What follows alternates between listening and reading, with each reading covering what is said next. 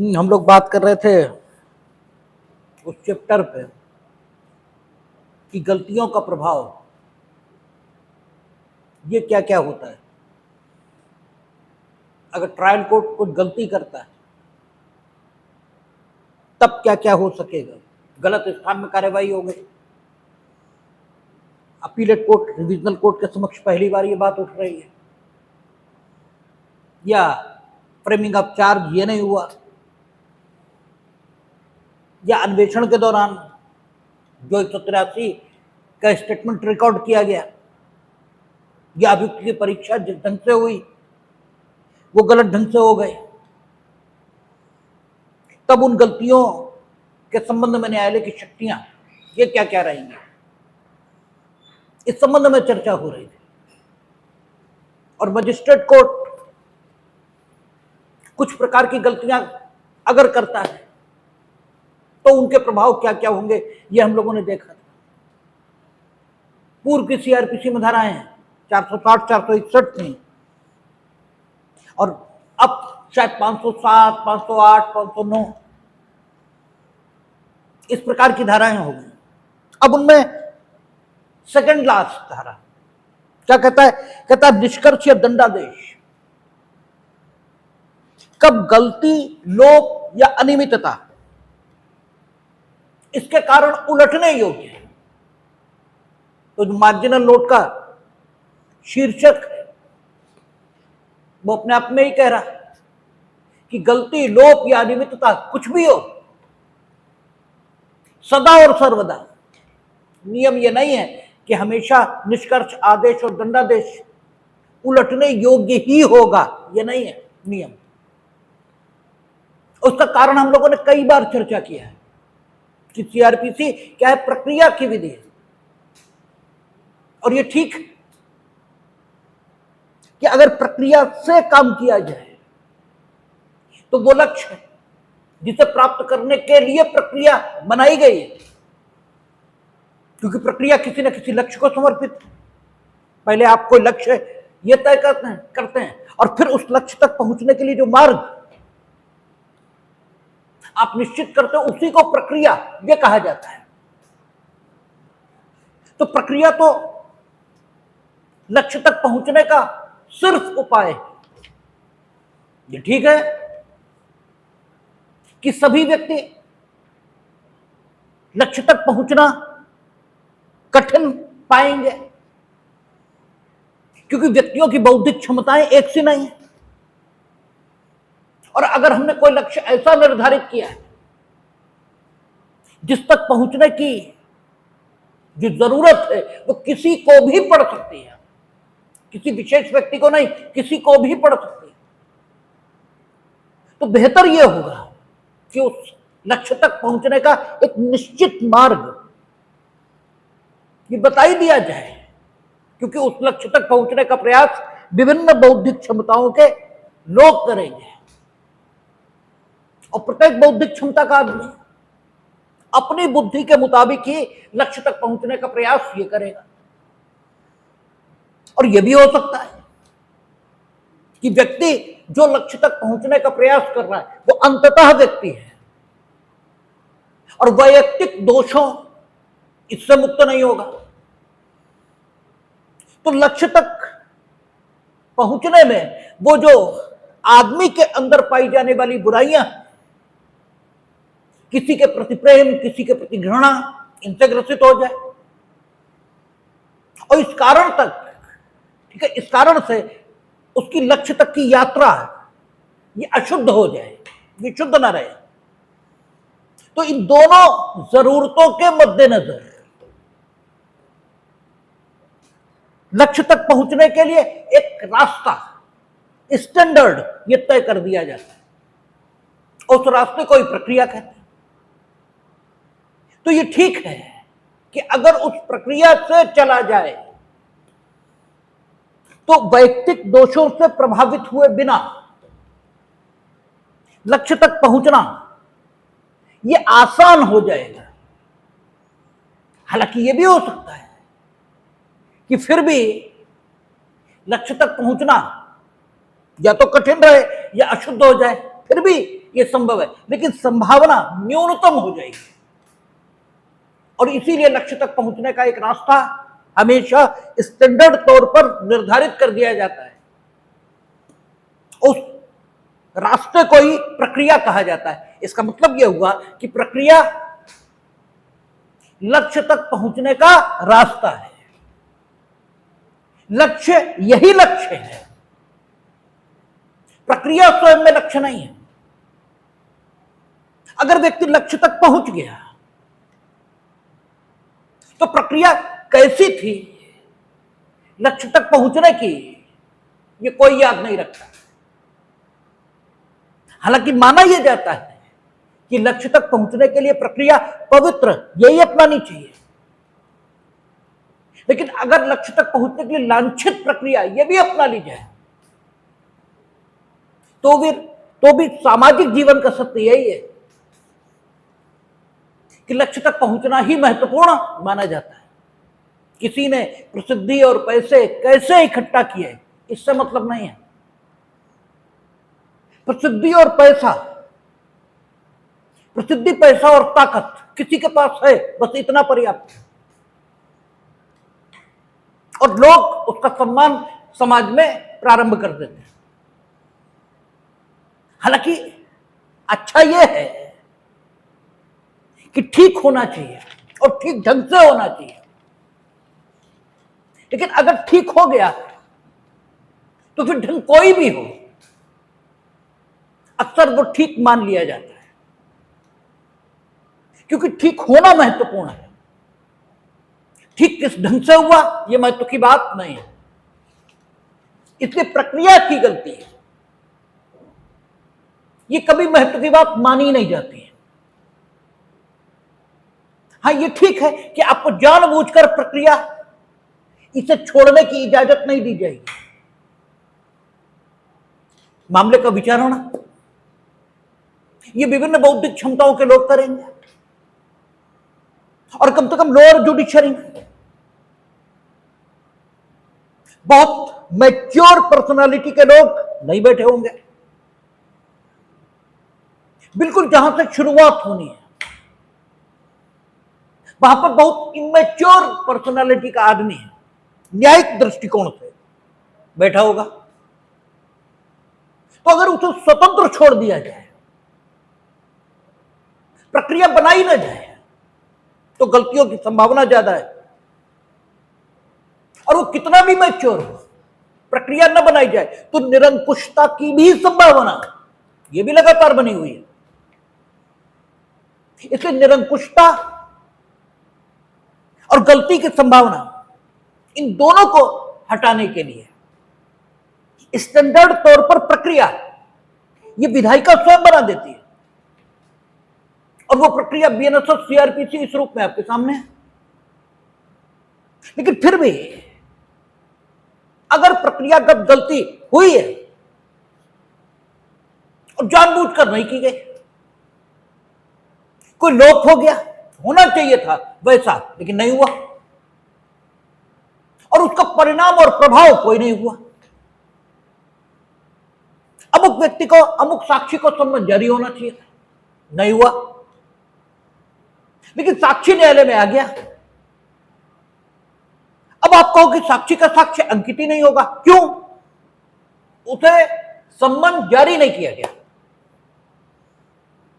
तो आपकी इस बात का कोई महत्व नहीं हो सकता, क्योंकि सम्मन काहे के लिए था? उसकी उपस्थिति को सुनिश्चित करने के लिए। उपस्थिति तो हो गई, भले ही सम्मन जारी नहीं किया गया, अब आपको नहीं, आज तो साक्ष्य रिकॉर्ड नहीं होगा, अब ये घर जाए, हम सम्मन जारी करेंगे, तब ये आए और देन साक्ष्य रिकॉर्ड होगा, इसका तो कोई मतलब नहीं, इसका तो कोई अर्थ नहीं। और यदि ऐसे साक्षी का साक्ष्य रिकॉर्ड कर लिया जाए और मामले का न्याय निर्णय हो जाए, अब आप रीजनल कोर्ट और अपीलेट कोर्ट के सामने कहो कि ट्रायल इरेगुलर ढंग से चला है, अनियमित ढंग से चला है, क्योंकि साक्षियों को बिना सम्मन जारी किए हमेशा न्यायालय में उपस्थित किया गया और साक्ष्य अभिलिखित किया गया, तो इसमें गलत क्या है? नो डाउट लोप हुए, और मान लीजिए इस ट्रायल में एक एक साक्षी का बयान ऐसे ही अंकित हुआ है,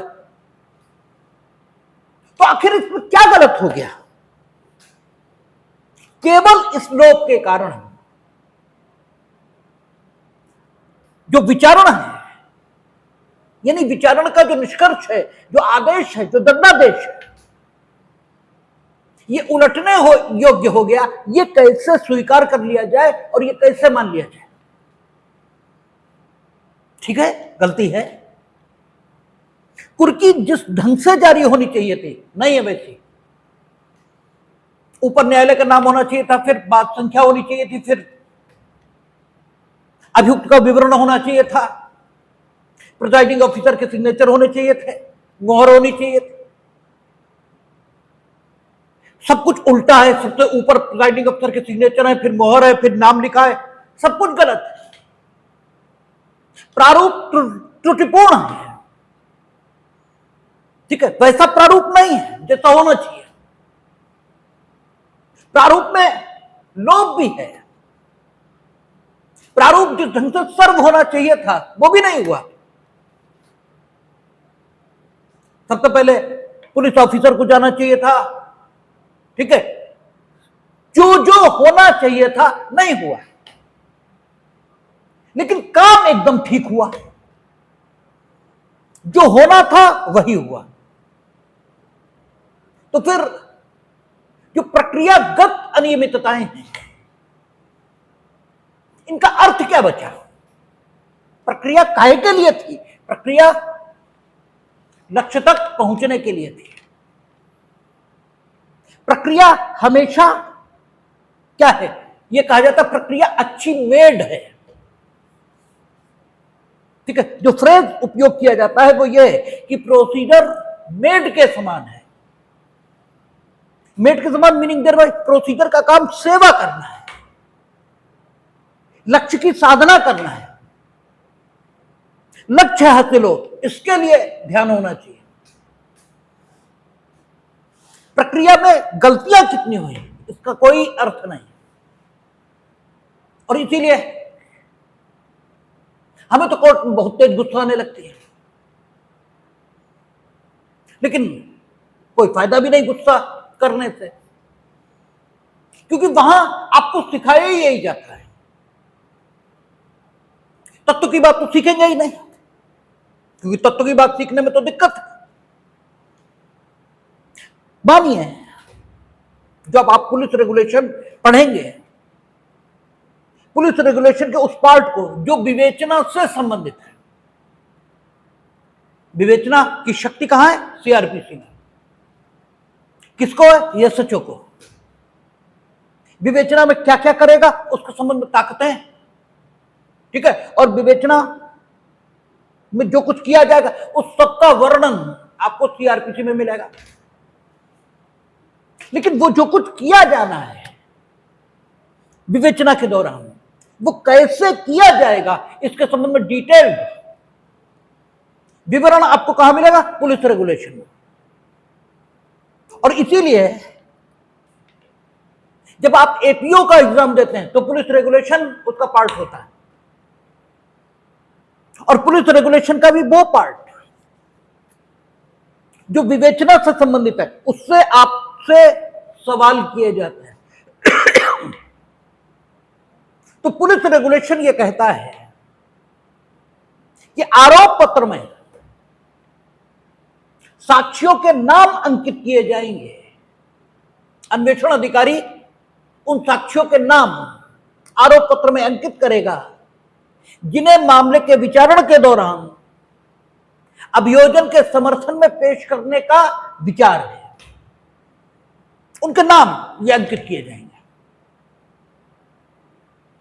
आप कचहरी जाएंगे और अन्वेषण की डायरी देखेंगे तो उसमें जैसे ही आप आरोप पत्र खोलेंगे उसमें साक्ष्यों के नाम आपको मिलेंगे। अब किन साक्ष्यों के वो नाम लिखे हैं? जो साक्षी हैं। अब एक व्यक्ति साक्षी है, ये तय हो रहा कि वो साक्षी है। कैसे तय हो रहा कि एक साक्षी आया, उससे पूछा गया कि घटना के समय कौन कौन मौजूद था। उसने कहा ए मौजूद थे, बी मौजूद थे, सी मौजूद थे, डी मौजूद थे। ठीक है, अन्वेषण अधिकारी ने ए और बी इसके कथन तो अभिलिखित किए अंतर्गत धारा 161 सीआरपीसी, सी और डी के अभिलिखित नहीं किए। ठीक है, सी और डी के अभिलिखित नहीं किया। लेकिन सी और डी साक्षी नहीं है, ये तो नहीं कहा जा सकता। भाई साक्षी तो वो है। अब क्या हुआ, जब विचारण प्रारंभ हुआ तो सी और डी को आहूत कर लिया गया।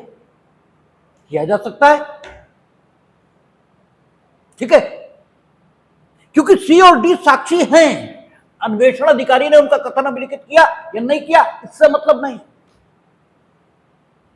हाँ, ये ठीक है कि उनका कथन अभिलिखित नहीं हुआ, इसलिए बचाव पक्ष को उसके यानी सी और डी के जो वर्तमान के कथन होंगे, नहीं वो जो साक्ष्य में कथन करेंगे, उनका खंडन करने के लिए 161 के कथन उपलब्ध नहीं होंगे।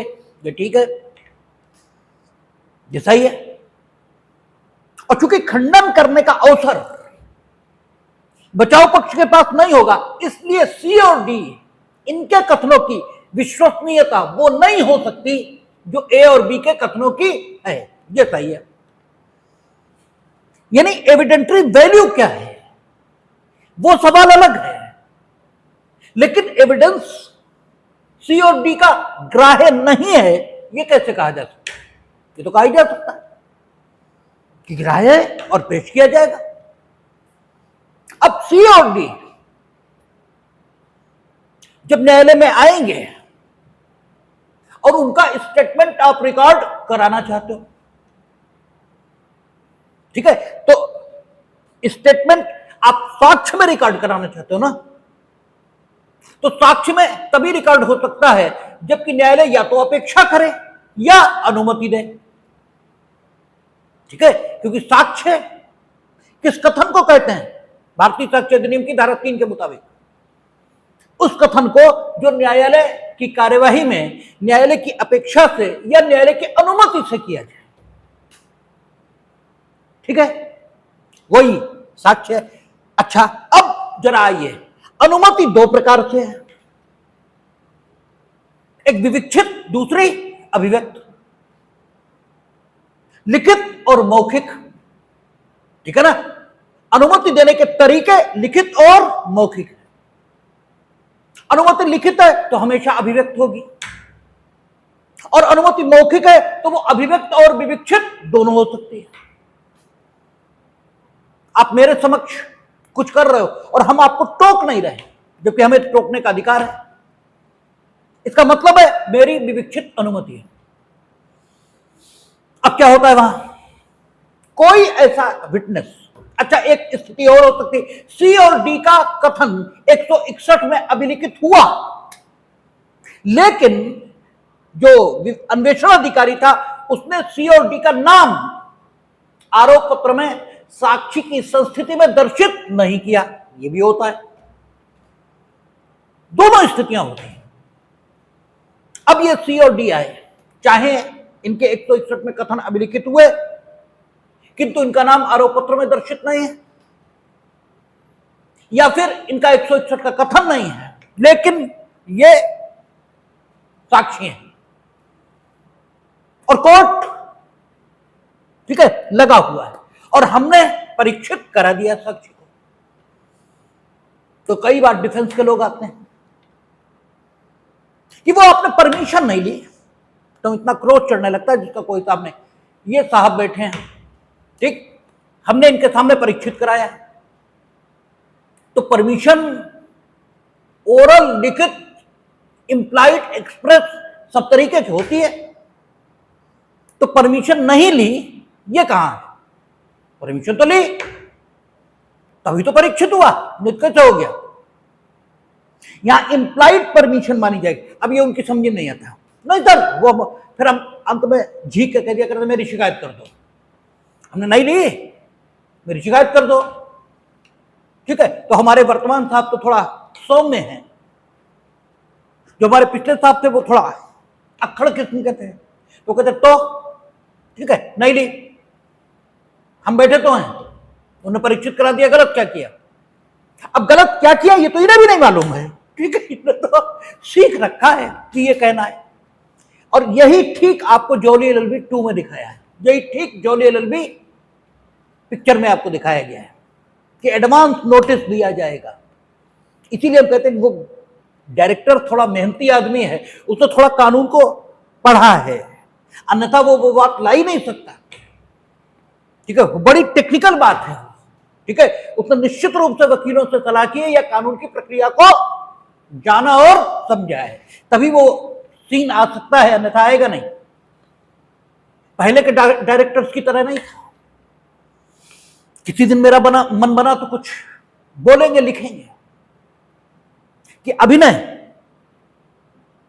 ये कब कहा जाए कि एकदम ठीक किया गया, जबकि वो वास्तविक लगे। अभिनय की डेफिनेशन क्या है? अभिनय की सफलता और अभिनय की डेफिनेशन यही है कि जब वो हो तो ऐसा लगे दर्शकों की ये वास्तव में हो रहा है। ठीक है, अगर दर्शक को ये लगता रहा वो इसमें उससे इतना उसमें एक रस नहीं हुआ कि उसे लगता रहा कि हम अभिनय देख रहे हैं, तो अभिनय सफल नहीं है। ठीक है, जब रामायण सीरियल चलता था, आप लोग तो उस समय होंगे नहीं, जब वो दूरदर्शन पर आता था पहली बार, तब उसमें जिसने राम और सीता का रोल किया, वो जो मार्केट में निकलते थे तो लोग उनके पैर छू लेते थे। यह है अभिनय की सफलता। ठीक है ना। लेकिन आप देखें कि वो गांव दिखाया जाएगा फिल्म में जो हिंदुस्तान में कहीं है ही नहीं। हिंदुस्तान में जैसे गांव फिल्मों में दिखाते हैं वैसे गांव कहीं नहीं है हिंदुस्तान में। ठीक है, तो हिंदुस्तान में जो कुछ दिखाया जाता है वो अभिनय नहीं है। लेकिन जॉली एलएलबी ऐसा डायरेक्टर है जिसने वाकई अभिनय करने की कोशिश की है। वो एक अच्छी फिल्म है, बढ़िया फिल्म है। ठीक है, तो कुल मिलाकर लोप किया गया, ठीक है, अन्वेषण अधिकारी के द्वारा, लेकिन इस लोप का कोई परिणाम नहीं है, क्योंकि यह नहीं कहा जा सकता कि सी और डी साक्षी नहीं थे। यह नहीं कहा जा सकता, साक्षी थे। उनके साक्ष्य की साक्षिक, ठीक है, उनके साक्ष्य का साक्षिक मूल्य क्या है, यह बिल्कुल डिफरेंट बात है। ठीक है, उनके द्वारा दिए गए साक्ष्य का साक्षिक मूल्य जो होना चाहिए था उससे ज्यादा या उससे कम आंका गया है। इस आधार पर अपीलेट कोर्ट या रिविजनल कोर्ट ये कुछ कर दें। ठीक है, यानी रिविजनल कोर्ट और अपीलेट कोर्ट क्या करेंगे? निष्कर्ष आदेश और दंडादेश इसे उल्टेंगे। ठीक है, यही तो करेंगे। तो साक्षिक मूल्य के आधार पर कुछ कर दिया जाए ये बात अलग है, लेकिन गलती, लोप या अनियमितता ये कौन सा आधार है? तो कई बार तो हम तो खिंचा के क्या करते हैं कि अच्छा चलो बाबूजी हमें नहीं दी एप्लीकेशन, लेकिन अगर हम देंगे तो क्या मेरी अलाउ नहीं होगी? ठीक है, आप ये बताओ। नहीं नहीं, आपको दे देनी चाहिए। अरे क्यों दे देनी चाहिए? आप ये तो बताओ। या तो डिस अलाउड होने का 1% भी चांस हो तो आप ये कहो कि नो, हम ऐसे व्यक्ति को साक्षी के तौर पर प्रस्तुत कर रहे हैं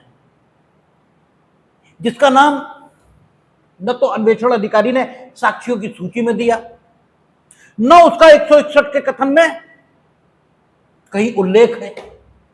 किसी साक्षी ने जो उपस्थित लोगों के नाम बताए हैं उनमें से एक ने भी उसकी उपस्थिति नहीं बताई है।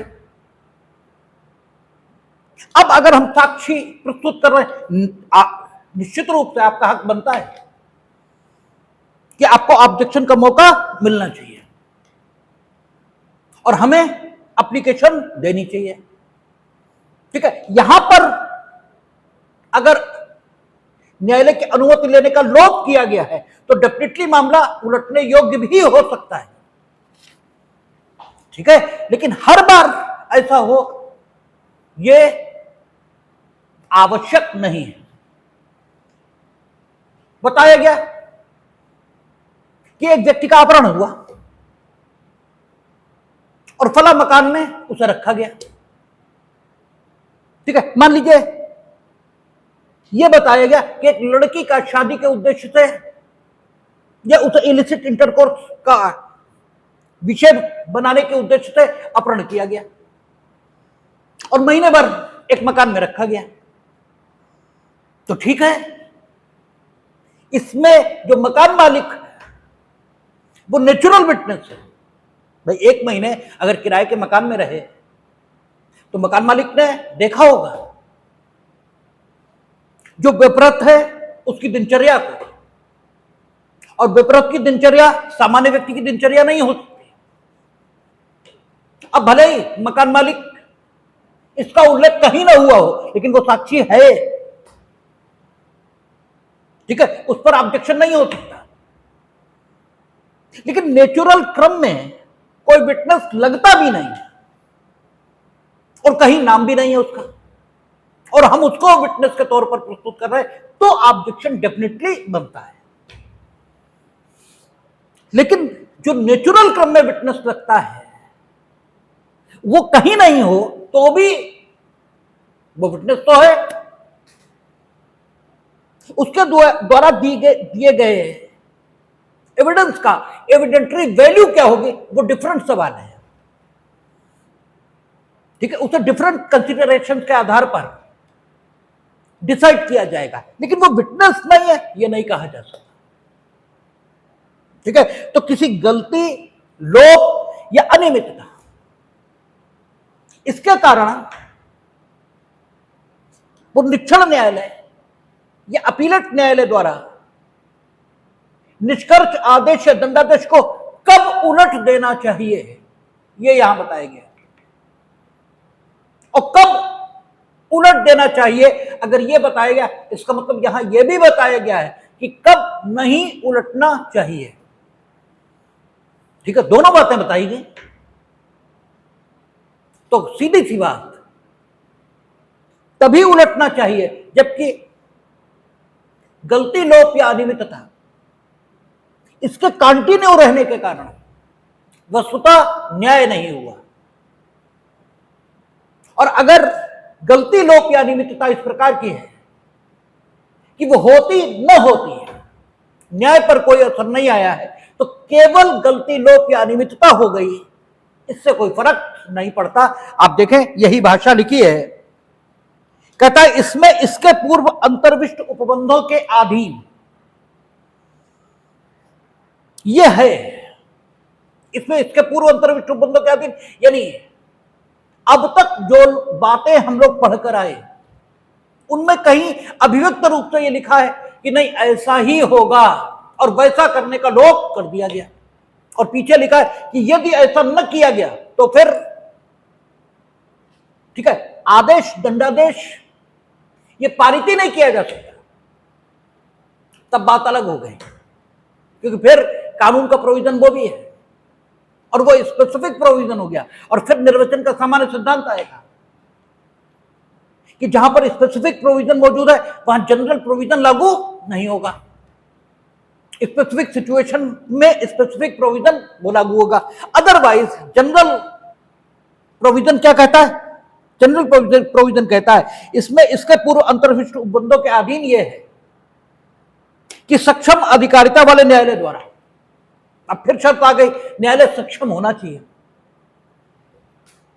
और न्यायालय की सक्षमता क्रिमिनल कोर्ट की,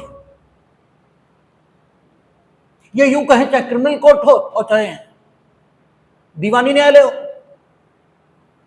तीन प्रकार की अधिकारिता किसी भी न्यायालय में जब होती है तभी उसे सक्षम न्यायालय कहा जाता है। हालांकि 3 प्रकार की तो सिविल कोर्ट में जाएगी, क्रिमिनल कोर्ट में 2 ही प्रकार की आएगी।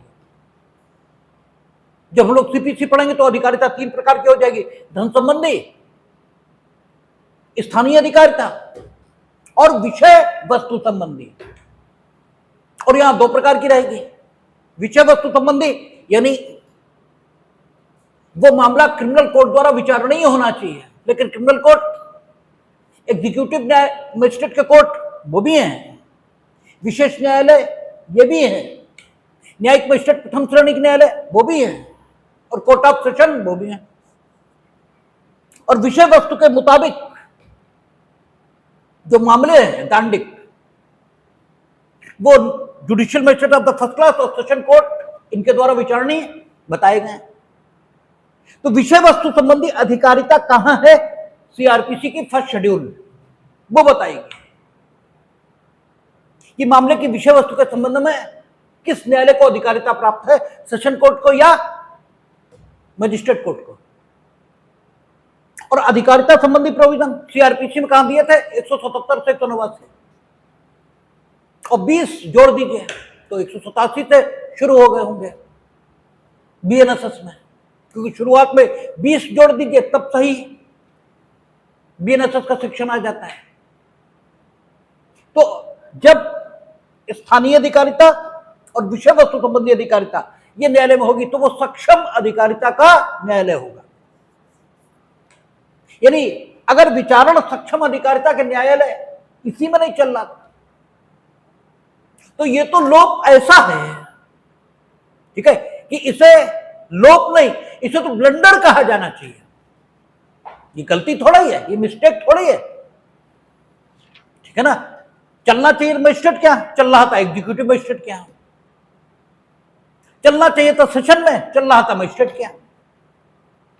तो ये गलती थोड़ी है, ये तो ब्लंडर है, इसीलिए उसने लिखा, ठीक है, कि इसमें इसके पूर्व अंतर्विष्ट बंदों के अधीन यह है कि सक्षम अधिकारिता वाले न्यायालय द्वारा पारित कोई निष्कर्ष, दंडादेश या आदेश विचारण के पूर्व या दौरान, क्योंकि विचारण के पूर्व कार्यवाहियां तो शुरू हो जाएंगी, चाहे मामला पुलिस रिपोर्ट पर संस्थित हो और चाहे पुलिस रिपोर्ट से अन्यथा। पुलिस रिपोर्ट पर संस्थित होगा तो अन्वेषण चलेगा, संज्ञान होगा, संज्ञान के बाद आप आहूत होकर आएंगे, फिर आपको कॉपीज दी जाएंगी, उसके बाद मामला विचारण के लिए तो मजिस्ट्रेट के पास से सेशन कोर्ट जाएगा, फिर आरोप की विरचना होगी, ठीक है, और आरोप की विरचना के बाद विचारण प्रारंभ होगा। ये यूं कह लीजिए कि आरोप की विरचना से विचारण प्रारंभ होगा, और आरोप की विरचना के बाद और आरोप की विरचना से बात एक ही है,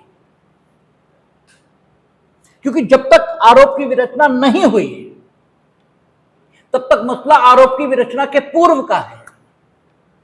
जब विरचना हो गई तो आप से कहिए या बाद कहिए, ठीक है, विरचना तो हो चुकी है।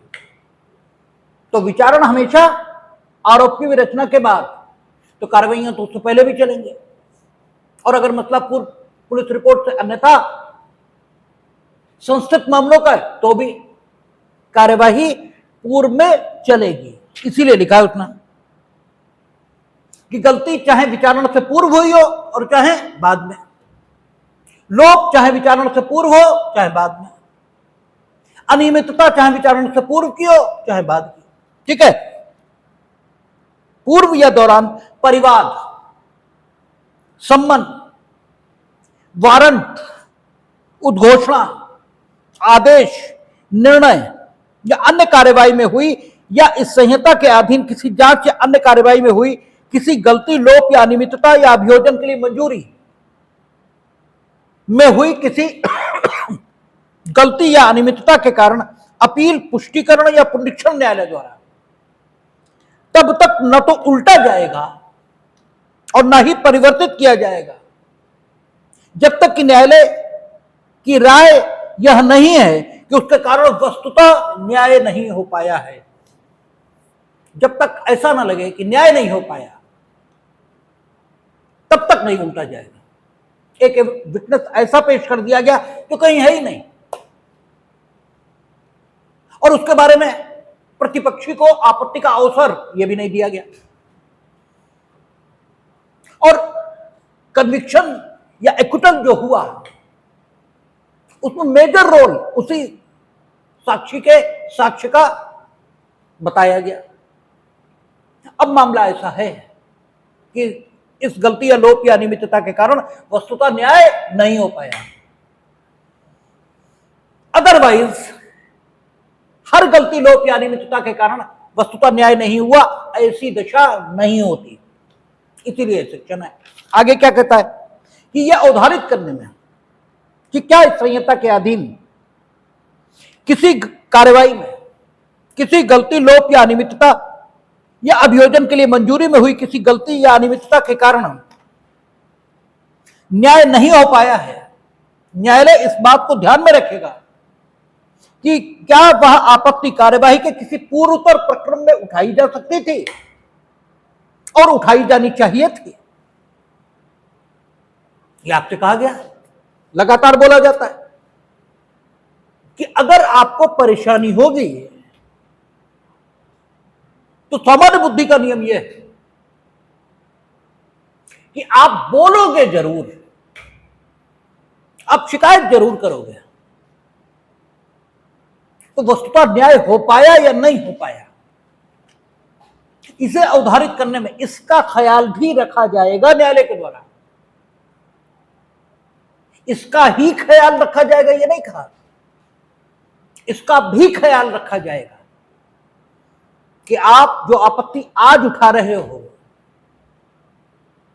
ये क्या न्यायालय में जो कार्यवाही चल रही थी उसकी कोई जो फॉर्मल स्टेज थी, उस फॉर्मल स्टेज पर आप ये अपनी आपत्ति उठा सकते थे,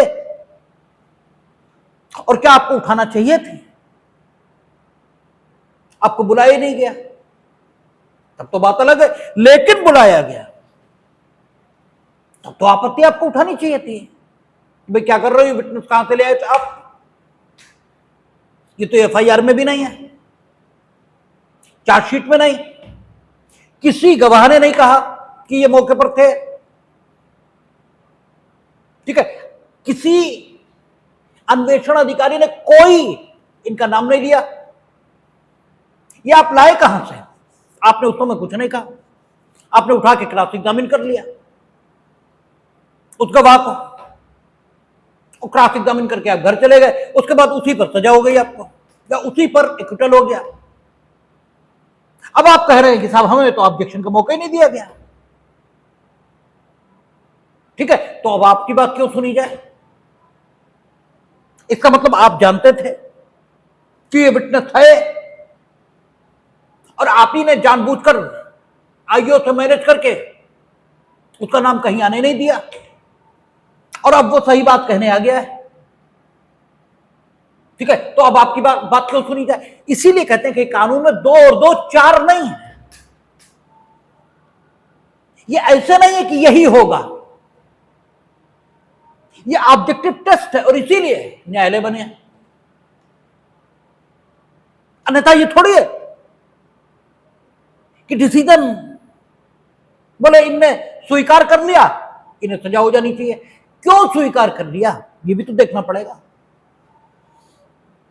आदमी ने संस्वीकृति कर ली तो सजा कर दें?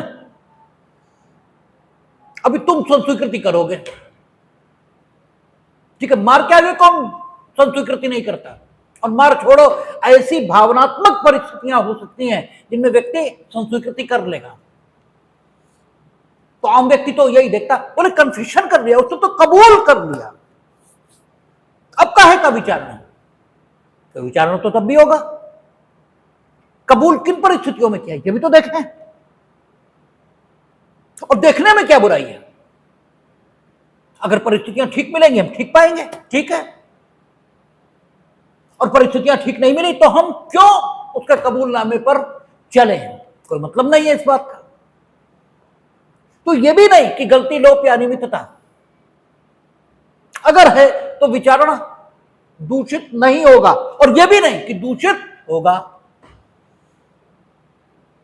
अगर वस्तुतः न्याय नहीं हो पाया, दूषित होगा। न्याय पर कोई असर नहीं, दूषित नहीं होगा। दूषित हुआ या नहीं, इस पर जब निर्णय किया जाएगा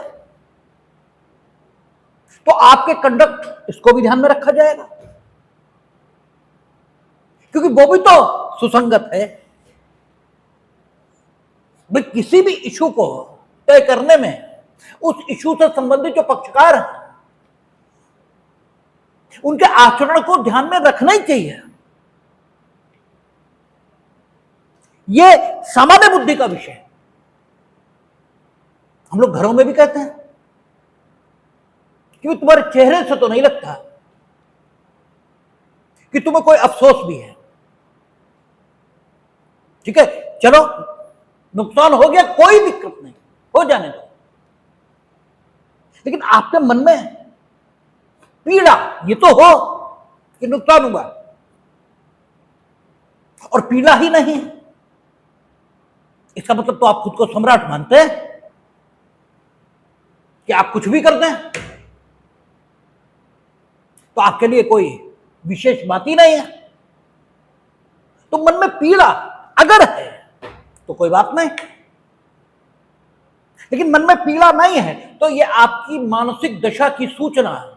आपकी मानसिक दशा जो उस कृत्य के या उस काम के संबंध में है, उसकी सूचना संसार को दे रहा है।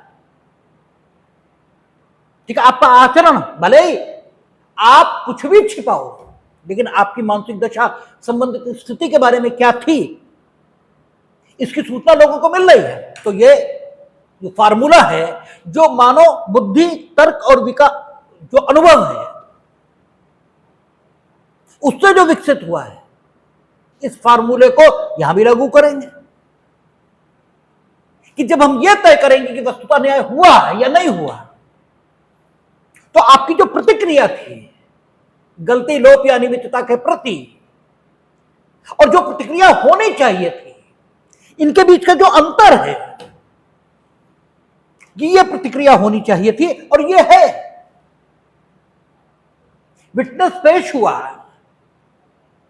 वो विटनेस पेश हुआ जो कहीं नहीं है, और आपकी प्रतिक्रिया क्या है कि आप आए और नॉर्मल विटनेस की तरह क्रॉस एग्जामिन किया आपने और चले गए, और जबकि प्रतिक्रिया क्या होनी चाहिए थी, ये कि कुछ नहीं है, ऐसे कैसे हो जाएगा। आपकी एप्लीकेशन होनी चाहिए थी, वो एप्लीकेशन रिजेक्ट होती तो आप ये भी नहीं कि आपने खाली एप्लीकेशन दे दी और वो रिजेक्ट हो गई, ये तो मैकेनिकल है। अगर आपके साथ वस्तुतः न्याय नहीं हो रहा होता, यानी अन्याय किया जा रहा होता, तो आपको जैसी प्रतिक्रिया देनी चाहिए थी, क्या आपकी प्रतिक्रिया और उस प्रतिक्रिया के बीच गुणात्मक दृष्टिकोण से कोई फर्क है, यह भी देखा जाएगा। अगर आपके साथ अन्याय हो रहा हो, इवन बच्चे को भी अगर यह अनुभव हो कि उसके साथ अन्याय हो रहा, वो जमीन पर लेट जाएगा, आप उसे उठाने की कोशिश करोगे, वो रोएगा, चीखेगा, चिल्लाएगा, अपनी पुरजोर कोशिश करेगा। क्या आपने ऐसा किया? आप आए, एप्लीकेशन दी, रिजेक्ट हो गई, आपने तुरंत क्रॉस एग्जामिन किया और घर चले गए। जबकि अगर अन्याय हो रहा हो तो आपकी प्रतिक्रिया क्या होती कि कुछ नहीं, रिजेक्ट कर दो, हम फिर एप्लीकेशन दे रहे हैं, हमें टाइम दिया जाए, नकल ले रहे हैं, हम इसका रिवीजन फाइल करेंगे, हम हाई कोर्ट जाएंगे। ये क्या प्रतिक्रिया थी आपकी? और अगर नहीं थी तो ये क्यों मान लिया जाए कि वस्तुतः न्याय नहीं हुआ? इसीलिए वहां लड़ा जाता है। ठीक है, क्योंकि इन सब बातों का मतलब है, ठीक है, आप समझते हैं कि जो तो रूटीन है लड़ना, इसलिए वह कहा जाता है कि नहीं नहीं बस बस ठीक, आपने मेरी रिजेक्ट कर दी, कोई बात नहीं, हम फिर एप्लीकेशन दे रहे हैं, आप प्रोसीडिंग रोको, हम नकल ले रहे हैं, हम आगे जाएंगे। क्योंकि आपको गंभीर परिणाम उसके देखने पड़ेंगे और आप अपनी पूरी ताकत ये नहीं लगा रहे। ठीक है, जो प्रतिक्रिया होनी चाहिए थी और जो आपकी थी, इनके बीच जो क्वालिटेटिव डिफरेंस है, इस डिफरेंस को ध्यान में रखा जाएगा। ठीक है, तो प्रत्येक गलती, प्रत्येक लोग, प्रत्येक अनियमितता जो सक्षम न्यायालय द्वारा विचारणा करते हुए मामलों का कारित की गई हैं, वे पुष्टिकरण, पुनरीक्षण या अपील न्यायालय द्वारा मामलों के में पारित निष्कर्ष, आदेश और दंडादेश इन्हें उलटने का आधार नहीं बनेंगे, लेकिन उलटने का आधार बनेंगे यदि उनके कारण वस्तुतः न्याय नहीं हो पाया। और वस्तुतः न्याय हो पाया या नहीं हो पाया, इसको अवधारित करने की स्थिति जब आएगी तो आपकी प्रतिक्रिया उस गलती, लोप या अनियमितता के प्रति क्या थी, इस बात को भी ख्याल में लिया जाएगा। ठीक है, तो ये सेक्शन अगला कहता है त्रुटि या गलती के कारण कुर्की का अवैध न होना। ठीक है, त्रुटि या गलती, त्रुटि या गलती हमेशा अनजाने में होती है। अगर कुछ भी जानबूझकर किया गया है तो वो दुष्टता है, धूर्तता है, त्रुटि या गलती नहीं है। कानून में जो शब्द है, उस शब्द की जो मर्यादा है, ठीक है, उस शब्द की मर्यादा के मुताबिक ही शब्द को समझा जाता है। यहां शब्द को अपने हिसाब से समझ लेने की कोई सुविधा ये नहीं है। और आपके साथ दिक्कत यही है, आपके साथ मीनिंग देयर बाय समाज के साथ, वो शब्दों को अपनी सुविधा के मुताबिक समझ लेता है और आप जैसे ही सुविधा के मुताबिक समझेंगे अर्थ बदल जाएंगे। अक्सर वहां ये होता है, विटनेस ने कहा कि हमें इस समय याद नहीं है। आप नीति के नाते, पॉलिसी, टैक्टिक्स के नाते ये लिखाने की कोशिश कर रहे हो कि हमें नहीं पता कि घटना में क्या हुआ था। इससे तो आपकी चतुराई ये प्रकट हो रही है, बुद्धिमत्ता नहीं, चतुराई। ठीक है, लेकिन अगर आपको मालूम ही नहीं है और आप ये लिखाने की कोशिश कर रहे हो कि लिख लो कि मुझे नहीं मालूम कि घटना में क्या हुआ, तो आप मूर्ख हैं। क्योंकि इस समय मुझे याद नहीं, ये बिल्कुल अलग बात है, और मुझे नहीं मालूम ये बिल्कुल अलग बात है। ये दोनों बातें बिल्कुल डिफरेंट है। तो कानून में शब्द जो कहता है उसकी मर्यादा ख्याल रखा जाएगा। यहां कहता है गलती या त्रुटि के कारण, इसका मतलब ये होगा कि whatever has been recognised by someone that is not intentional, वो इंटेंशनल नहीं है, no doubt, that has been caused by someone negligently, but you can not put on equal surface. ठीक है, आप दोनों चीजें, इंटेंशन और नेग्लिजेंस, इसे एक साथ नहीं रख सकते। ठीक है ना, नेग्लिजेंस ये क्षमा योग्य है, और आपका इंटेंशनली एक्ट, जो इंटेंशनली एक्ट है, इंटेंशनल एक्ट है, उसके लिए तो आपको दंड मिलना चाहिए। और हालांकि यह भी ठीक है कि आपके द्वारा जो नेग्लिजेंस की गई वो भी कहीं ना कहीं आशयित ही है, क्योंकि उपेक्षा भी आप करते तो आशयपूर्वक, ठीक है, करते तो आशयपूर्वक हो कि अरे कौन करे, अब ठीक है, तो कर तो आशयपूर्वक रहे हो। चूंकि उपेक्षा भी आशयपूर्वक है, इसलिए उपेक्षा के परिणाम देखे जाएंगे। ठीक है ना, उपेक्षा के फिर परिणाम देखे जाएंगे। और अगर आपने जो उपेक्षा की उससे परिणाम आया है, तो अब इस परिणाम के प्रति आपका दायित्व निर्धारित होगा। वो दायित्व प्रतिकर का प्रदान किया जाना होगा, या आपको सजा के रूप में सामने आएगा, यह सजा प्लस प्रतिकर के रूप में सामने आएगा। ठीक है, यह विचारण का विषय होगा। लेकिन अब इसका परिणाम आएगा, क्योंकि उपेक्षा भी आशयपूर्वक ही होती है। आपने जो उपेक्षा की वो आशयपूर्वक है, और आप ये जानते थे कि जो उपेक्षा हम कर रहे हैं, ये उपेक्षा कहती है घोर उपेक्षा की श्रेणी की है, घोर उपेक्षा। और इसका परिणाम इतना खतरनाक हो सकता है कि जीवन चला जाएगा किसी का। और ऐसी उपेक्षा आपने की तो यह अपराध भी है और यह अपकृत्य भी है। ठीक है ना, अपराध क्यों है? क्यों? इसलिए क्योंकि अपराधों को परिभाषित करने वाली विधि ने इसे अपराध के तौर पर घोषित किया है। किसी को चोट ना लगी तो 336 सीआरपीसी के सेक्शन बोल रहा हूं। आपने काम किया और किसी को चोट लगी लेकिन सिंपल 337, ग्रीवियस हर्ट आई 338, मर गया आदमी 304A। ठीक है, क्योंकि जो उपेक्षा आपने की वो कैसी थी? घोर। और जो उपेक्षा आपने की घोर प्रकार में नहीं आती थी। घोर कब?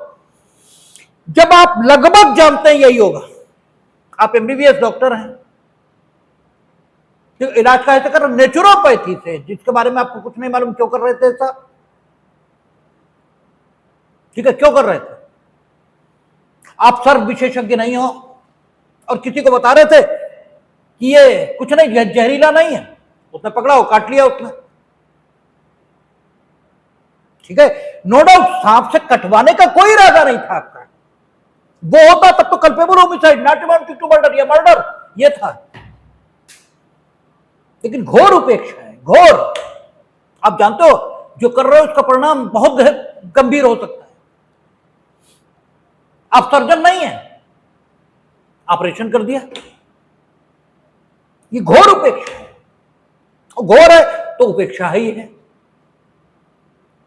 उपेक्षा है लेकिन घोर नहीं, ये स्थिति हो सकती है। आप उपेक्षा कर रहे थे, उसका परिणाम मानव मृत्यु। अब अपकृत्य में जाएगा मसला। ठीक है ना, इसीलिए कहा था अपकृत्य दो प्रकार के हैं, एक्शनेबल पर से, ठीक है, स्वतः अनुयोज्य, जहां हानि हो ना हो, क्षति की कल्पना की जाएगी और वाद कारण पैदा होगा, जैसे अतिचार। ठीक है, जैसे अतिचार, 1 रुपए का नुकसान न हो, मानहानि। और दूसरे वे अपकृत्य हैं जहां केवल क्षति नहीं, हानि भी होनी चाहिए, तभी वे अनुयोज्य बनेंगे। जैसे उपेक्षा, उपेक्षा उसका प्रमुख उदाहरण है, हम लोगों ने पढ़ा है। तो त्रुटि या गलती, ठीक है, त्रुटि या गलती, ये इंटेंशनल नहीं हो सकती। कानून में हमेशा शब्द देखा जाएगा, तो कहता है त्रुटि या गलती, इसके कारण कुर्की का अवैध ना होना। यानी जो गलती है, ठीक है, जो है वो गलती या त्रुटि की श्रेणी का है। ठीक है, जो कुछ गड़बड़ हुई है वो गड़बड़ गलती या त्रुटि की श्रेणी की है, मीनिंग देयरबाय वो इंटेंशनल नहीं है, और उसके अधीन कुर्की हो गई। कुर्की में किसी को रोका गया है ना, उसकी ही संपत्ति के लाभों से, ठीक है, उसी की संपत्ति के लाभों को उसी लेने से उसी को रोक दिया गया, ये हुआ है कुर्की। कुर्की का अर्थ ही है।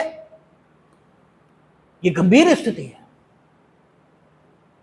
लेकिन गलती या त्रुटि सिर्फ हुई है किसमें? प्रारूप में।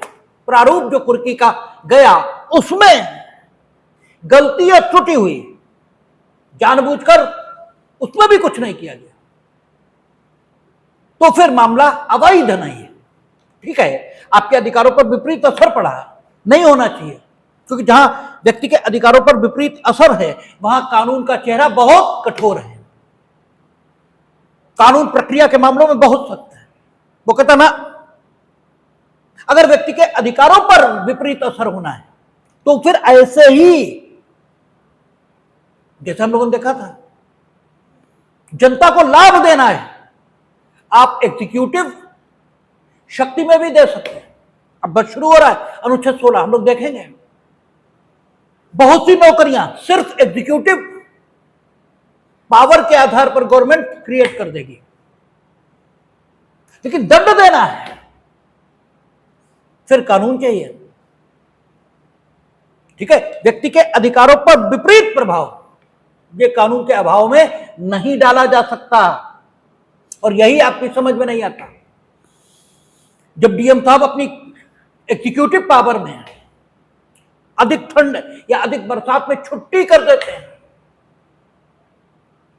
और स्कूल कुछ बदतमीज प्रबंध तंत्र वाले खोल देते हैं, तो जेल नहीं जाते प्रबंध तंत्र वाले लोग। हाँ, ये हो सकता है कि उनकी मान्यता, भाई तुम मेरी बात नहीं मानते, हम तुम्हें मान्यता नहीं देंगे, ये हो सकता है। ठीक है, लेकिन विपरीत असर अधिकारों पर, व्यक्ति के अधिकारों पर विपरीत असर लाना है तो फिर कानून चाहिए। या तो आप कानून लाओ कि अगर अधिक ठंड में डीएम ने छुट्टी घोषित की और किसी ने खोला तो इतने दिन सजा मिलेगी, या तो ऐसा हो, यदि नहीं तो फिर नहीं। तो जहां व्यक्ति के अधिकारों पर विपरीत असर होना है वहां कानून सख्त है। तो त्रुटि या गलती के कारण कुर्की का प्रारूप अवैध हो गया। ठीक है, कुर्की के प्रारूप में गलती या त्रुटि है तो कुर्की अवैध नहीं है, लेकिन जानबूझकर, ठीक है, कुर्की का प्रारूप गलत किया गया, अब कुर्की अवैध है। क्योंकि संपत्ति का कुर्क होना छोटी बात नहीं है, उसी की संपत्ति है और उसी की अपनी संपत्ति के लाभों से उसी को वंचित कर दिया गया। ये महत्वपूर्ण घटना है। इसलिए कहता है, इस संहिता के अधीन की गई कोई कुर्की ऐसी किसी त्रुटि के कारण या प्रारूप के अभाव के कारण विधि विरुद्ध न समझी जाएगी, जो सम्मन दोषसिद्धि कुर्की की रिट, क्योंकि कुर्की बाद में गई होगी, पहले सम्मन दोषसिद्धि ये सब हुए होंगे, कुर्की की रिट या तत्संबंधी अन्य कार्रवाई में हुई है और उसे करने वाला कोई व्यक्ति अतिचारी समझा जाएगा। यानी कोई गलती या त्रुटि हुई है कुर्की जारी करने में, कुर्की के प्रारूप में, कुर्की से पूर्व जो कार्रवाइयां चली हैं उनमें कोई गलती या त्रुटि हुई है तो कुर्की अवैध नहीं मानी जाएगी। और उस कुर्की के अधीन काम करने वाला व्यक्ति जो संपत्ति को कुर्क करने के लिए किसी स्थान में प्रवेश किया है उसे उस स्थान में अतिचारी नहीं समझा जाएगा। और ये महत्वपूर्ण है, क्योंकि फिर अतिचारी समझकर तुम कहोगे हमने संपत्ति की प्राइवेट प्रतिरक्षा के अधिकार का उपयोग किया था, तो तुम्हें उठाकर पटक दिया जाएगा, क्योंकि उस दशा में तुम्हें संपत्ति की प्राइवेट प्रतिरक्षा का कोई हक है ही नहीं। वो विधि के अनुसरण में काम कर रहा है। और इस चैप्टर में जितनी धाराएं हैं इनमें तो कोई भी पूछ ली जाएगी, और ये भी खूब पूछी जाती है। ठीक है, शेष नया चैप्टर है, कल हम लोग बात करेंगे, देखें।